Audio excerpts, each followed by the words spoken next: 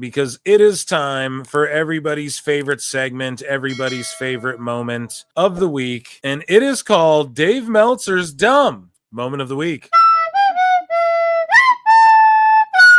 So Vicious Cave tweets to Dave and says, has anyone fact-checked this guy recently? Didn't he post that Alexa Bliss was not returning to WWE anytime soon? This guy's reputation has been soiled. I think he should just leave the internet.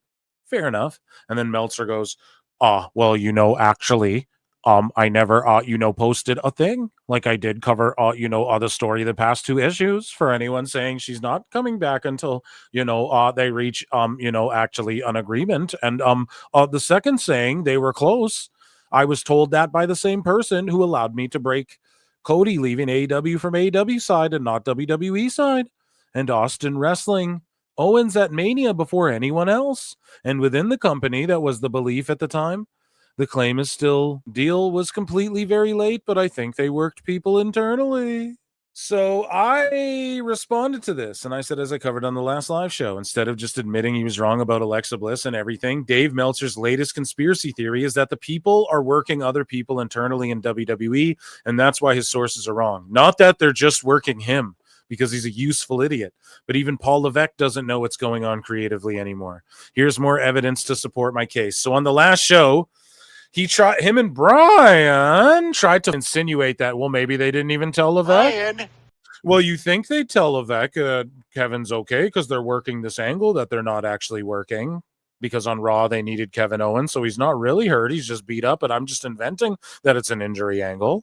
And then, kayfabe's alive and dead, I guess, at the same time, because Triple H just said that there's no major injuries. Because why? Because Kevin Owens was on the next show, Dave, you idiot. And then, you fast forward, and then he's saying this, well, they're working people internally. Now, I get it. People say, oh, well, Terry Taylor for sure. Guys, they know Terry Taylor's going to tell Dave. So Terry's the guy. I just don't name the name. Terry tells him fake knowingly. He knows it too. Everyone knows it. They have the dirt sheets unlocked. Even this Chris Prolific dude, he's starting to say like, oh, they told me the winner would be Jay on Tuesday.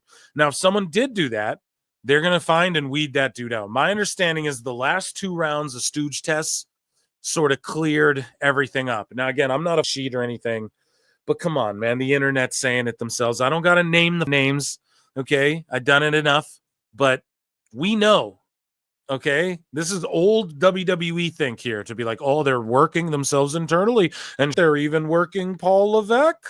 You think Levesque would know? I'm telling you, bro, they got their hands on Triple H is all hands on deck. He's figured out how to work social media. He's figured out how to get kayfabe back with injuries. And he's figured out how to work the sheets to a point to where he can manipulate them. Again, I play for you. Here's the clip. Oh, no, it's in WWE news. What Triple H's notion is when it comes to this. He is literally laughing at the sheets. Look at this, okay? Listen right here. We played this. Contrary to everybody going out there and saying, online or whatever, this is where they're going. I know. I talked to a dude who to another. Keeps pausing. Don't know. Dude that talked to a dude. That's literally what Meltzer's doing.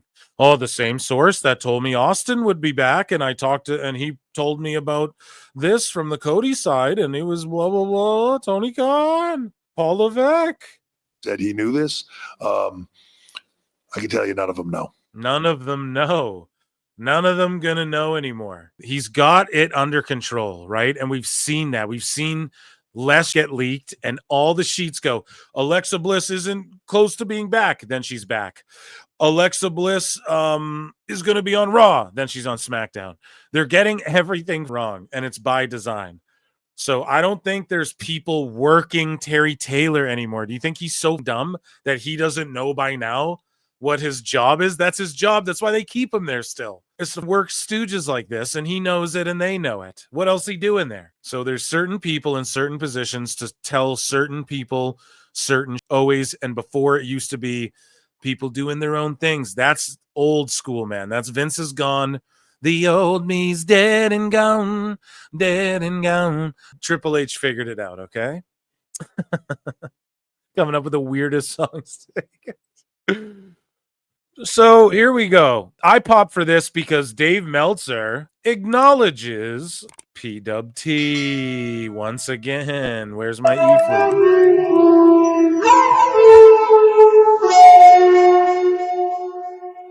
J.E. Frederick, I believe this is Jamie Earhart in the chat. Shout him out. Goes at Pro Wrestle Times, sir. Jamie Earhart.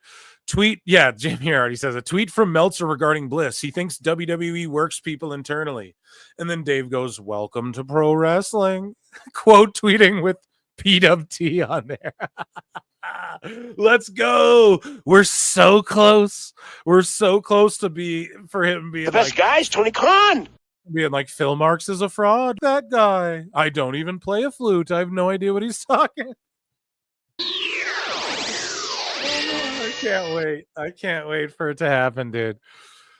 We're so close, right? So you guys keep up the good work.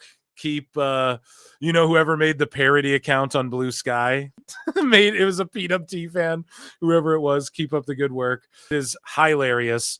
And welcome to pro wrestling. Yeah, I understand that people working each other eternally and all of that. WWE, stop doing that. They can't have people doing that. They can't afford it. They can't afford to have doing that anymore. It's bad for business and it's bad for social media. What is the one thing they've had on lock and they've figured out more than anything in the Triple H era chat? If we could really be honest, what's the one thing that really they figured out, just that overall has like the main effect on like everything? Social media. They figured out how to work marks and have people. Are the sheets? Is Penta really injured? Him just selling his leg. They figured that part out better than anything. Part of figuring that out is realizing we have to have our hands on the wrist of every sheet. And if anyone leaks, they're bye-bye. And they know who leaked before. And the people who do leak, where Dave's like, oh, my source told me, that person is placed there specifically now for WWE's favor. They go, look, we know you leak.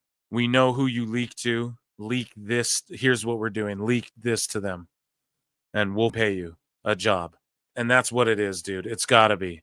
At least that's just the way I view it now. We have Meltzer said what? This is a great one. He responds to Dave versus Dave. So let's actually look at this because he takes us on a journey. Now, this is from January. And moving numbers and everything they are. Okay, sorry. So Dave versus Dave, I think we covered this one already, but he's throwing back to himself not even a month ago because it pertains to this new one here from 11 hours ago. So Meltzer said what the GOAT has Dave versus Dave because it's so much less important than people make it out to be. If AEW hired the best booker in the world tomorrow, at best they'd be slightly ahead of where they are. Not all, but most perceived AEW booking flaws exist the same in WWE. So let's read what he's saying here. Dave just posting this cope here. This was recently him saying, because it's so much less. Okay, why do you refuse to acknowledge the importance of good booking? So Dave has a whole award, Booker of the Year, even where this line comes from. The best guys, Tony Khan. Even where this line comes from. The best guys, Tony Khan. Is about, oh, well, who else could book? I mean, the best guys, Tony Khan.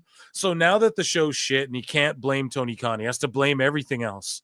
Meltzer goes, because it's so much less important than people make it out to be. If AEW hired the best booker in the world tomorrow, so Triple H, at best, they'd be slightly ahead of where they are. Yeah, in when, Dave? The first year?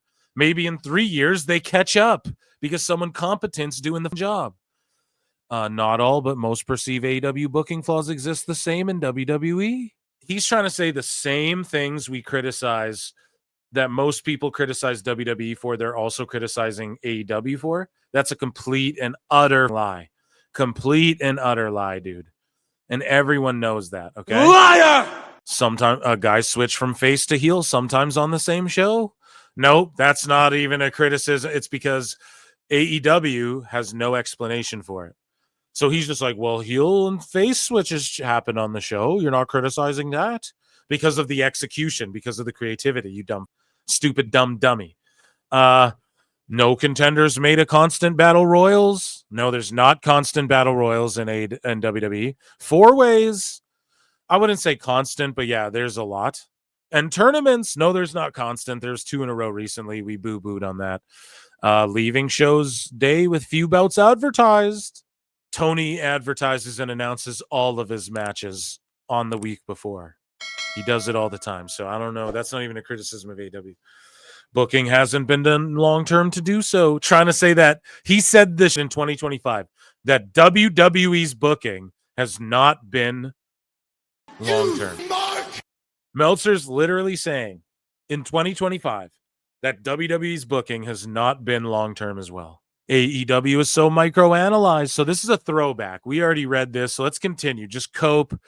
Meltzer goes, if it leads to business increasing, it is good booking. If it leads to business decreasing, it is bad booking. So this is on the 22nd. This is in the year 2022. Opinions matter less than eternal truth. Once you understand that it's eternal truth, you're a lot better equipped to judge it. So just a tale of 2 Daves. I never defend god-awful booking. I've got 52 years of studying booking in all the territories and was taught by some awesome bookers. Sometimes I don't like it, can explain it, and if it works and business goes up, which is the be-all, end-all, and then it's not bad booking. Now Dave in 2025 is like, well, it doesn't really matter. Booking doesn't matter. And in 2005, no, I think that's when he like signed up for his thing or whatever.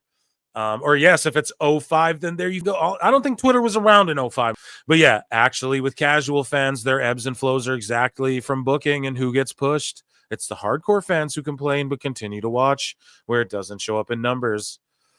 Maybe the worst booking I've ever seen took place in 99. Keep in mind, I've been studying for 52 years and pretty much every territory from the early 70s on. What a clown Dave is. So now let's listen to what he has to say. Fast forward. This is if it was 03, 05, 15, it don't matter, chat. What matters is what he says right here. Okay, today. While discussing John Cena talking after the Royal Rumble about headlining WrestleMania being best for business, Dynamite Dave claims this is the easiest time in history to be a good booker. Oh, it's just so easy. See, the narrative is that, WWE just stumble their way, and they're all working each other internally, and Paul Levesque's being worked, and Terry Taylor's my guy, and they're just bumblefucked. It's really cool to pretend that Cuervo likes your show. It's really easy to pretend Matthew McConaughey and 2 Chainz like your show. It's really easy to pretend that, who is it, the baby? Or was it Little Baby? Little Baby? Little Baby? Little Yachty. I mean, Shad Khan's got a big yachty. I've been on it. Tony Khan.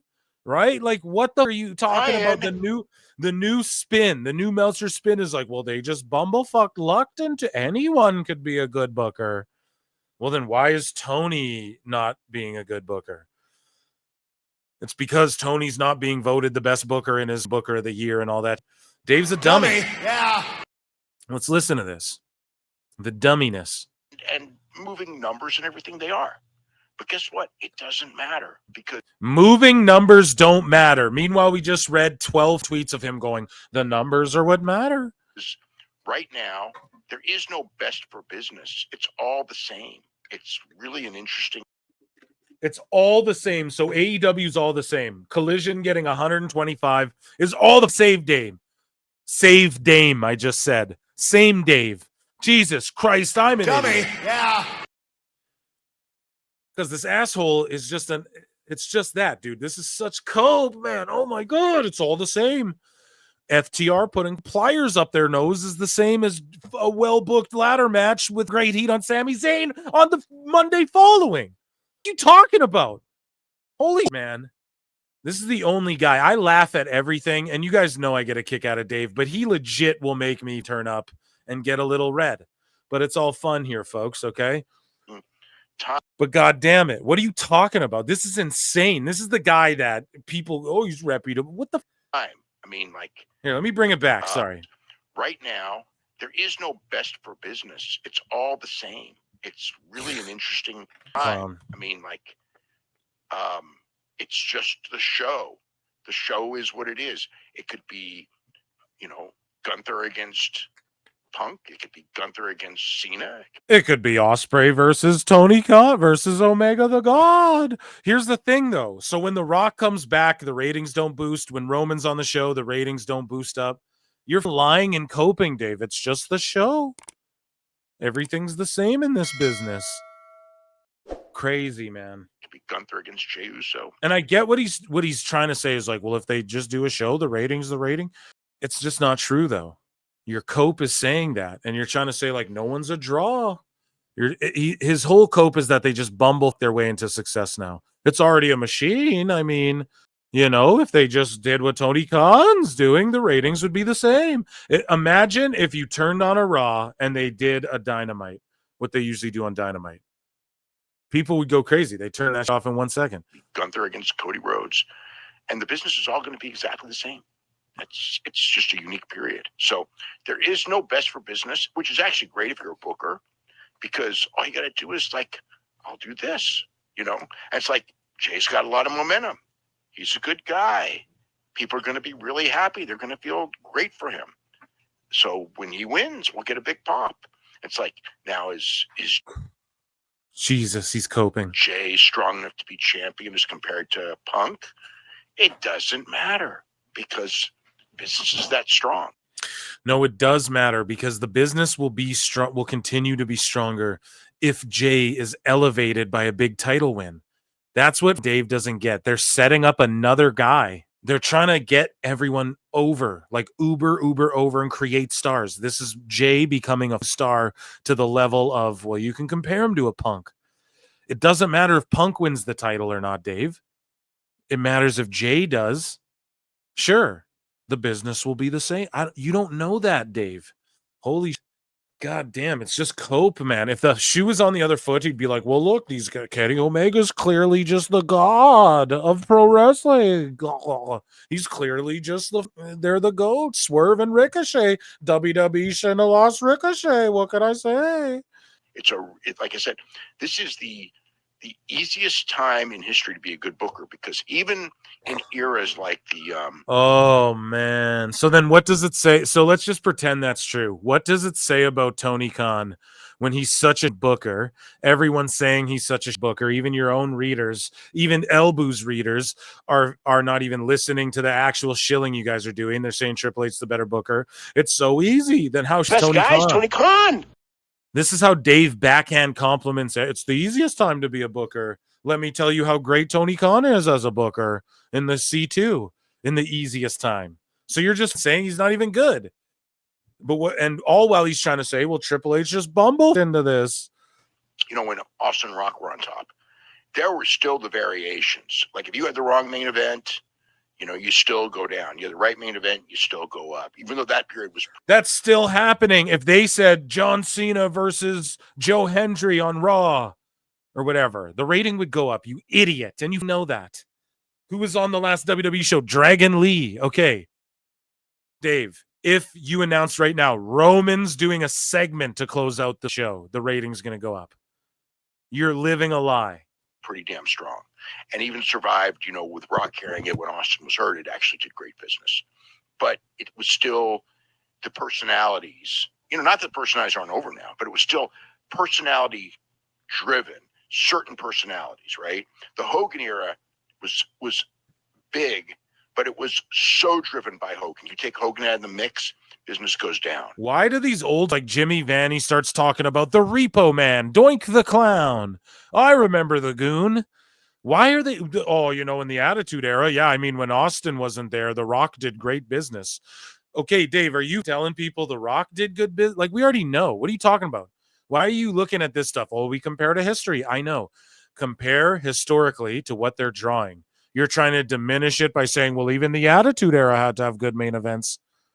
The Attitude Era put on Mick Foley versus Rock that got boo-booed on by WCW, and then it made everyone flip over and go check it out. You're coping. You need to shut the up. The Attitude Era had like the Rock's Life segment with Mankind as well that did like huge numbers, and they didn't think it went long, and they didn't know. Dave's just coping here. And it's all because just all you got to break it down to is this. If the shoe is on the other foot, he would not be saying this. every time. Okay. I mean, and down significantly. Now, I don't care who it is. Roman can go home for 6 months. John Cena could never come back. Whatever. It's a machine. It's like UFC. John Cena coming back has no effect, guys, on houses selling out, the product being hot, going to fan events, going to PLEs. Cena has nothing to do with the crowd that they're drawing for Elimination Chamber in Toronto. You mean to tell me a guy who I know people who are like, it's Cena's last thing, and they're going because of that reason. In my country, the Great White North. And you mean, Dave, you want to tell a lie like Cena has no effect on that business? It would have did the same. Are you sure about that? As the great Cena would say, dude. These companies have just been built into machines, and these fans are so into it, and they're going to pay whatever. It's like the UFC. The fans will pay whatever, and they don't. So the UFC doesn't lose their ass on a Sphere show to try and keep fans engaged. The UFC doesn't put on the best fights possible and present the fighters in a way that gives them an opportunity to go mainstream. One of the greatest bookers of all time, Dana White, if you break it down, okay? And his influence on other sports. Oh, they're just a machine. People will pay whatever. But in the meanwhile, Meltzer goes, oh, well, the pay-per-view numbers are dead. Dana doesn't want to talk about them. So obviously who's on the pay-per-view has an effect. That's why they keep Connor close, dude, because they can negotiate a better TV deal. I can't believe how stupid this guy is and how much he copes. It's almost not even funny. It's almost not even funny at this point. Utterly ridiculous. If the shoe is on the other foot, that's all you can point to. I keep repeating it. I know it's probably annoying.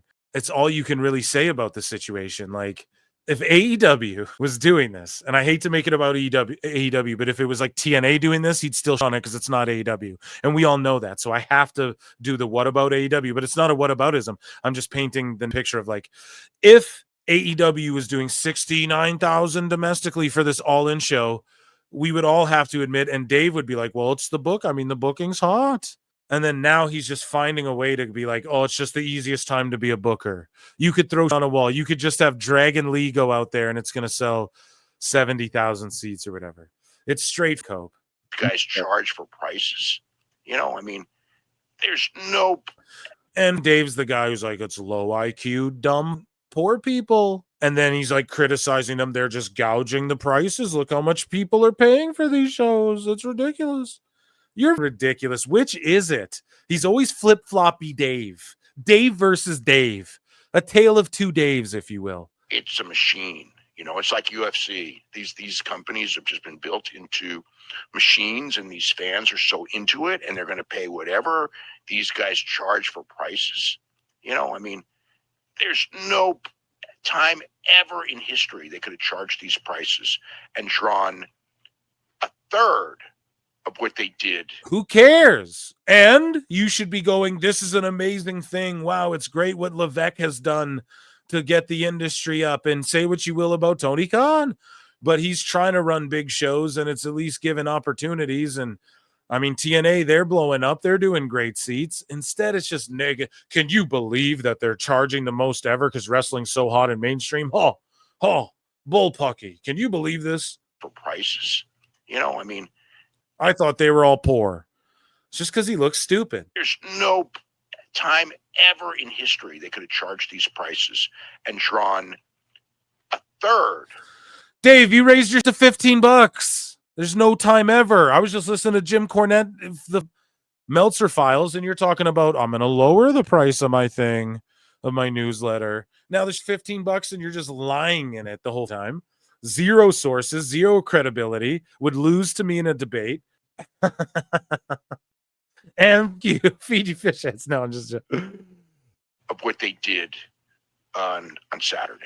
I mean, that's how crazy this period is when it comes to a big. And why is that? Because everyone's poor and broke, or because you're and everything they are. But guess what? It doesn't matter because Dave's still going and I'm glitching out. Business. It's all the same. With that, ladies and gentlemen, that was a very special, quick, but effective Dave Meltzer dumb moment of the week.